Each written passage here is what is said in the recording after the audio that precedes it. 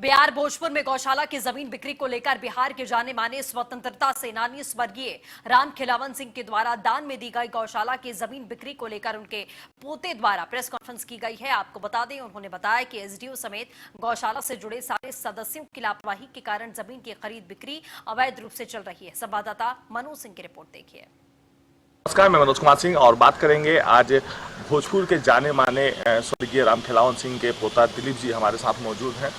दिलीप जी, आप press conference किए थे, क्या मामला है?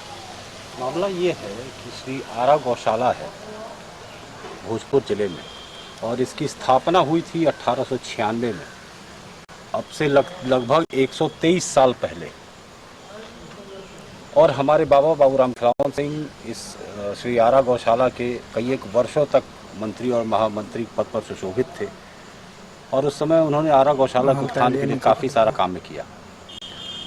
1962 में हमारे बाबा बाबूराम खिलावन सिंह ने आरा गौशाला में अपनी 3 एकड़ 60 डिसमिल ज़मीन को दान दिया ताकि शहर में गाय जो हैं, हमारी गौ माताएँ हैं, वो सड़कों पर आवारा न घूमें, उनके लिए चारा का इंतज़ाम हो। जो बूढ़ी गाय हो गई हैं, लली लूढ़ी गाय हो गई हैं, असहाय गाय हो गई हैं, उनका पालन पोषण होए।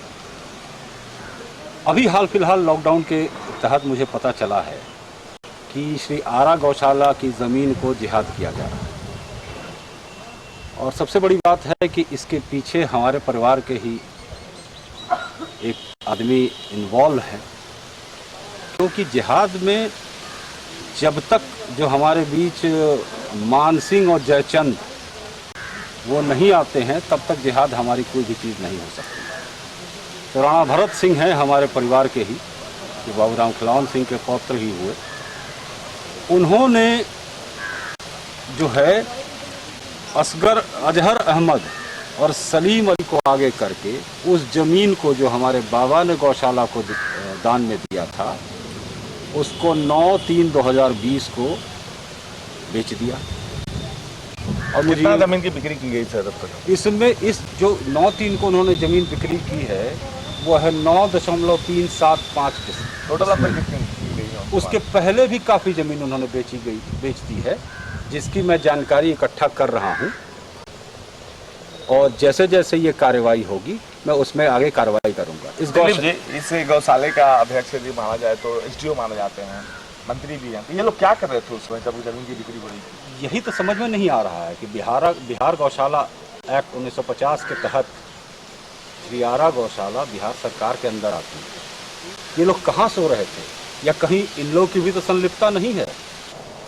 तो हम खुद जाएंगे न्यायालय में और इस मामले को उठाएंगे। मतलब साफ तौर पे है कि यदि मामला में जिस तरह जमीन की बिक्री की गई है इसमें संलिप्तता, जैसे कृष्णा जी के दिलीप जी ने बताया, उस मुताबिक साफ तौर पे है कि दिलीप जी का साफ तौर पे मानना है कि इसमें संलिप्तता गौशाला के सारे मेंबर का भी हो सकता है, इसके एसडीओ जो अध्यक्ष होते हैं उनकी भी हो सकती है।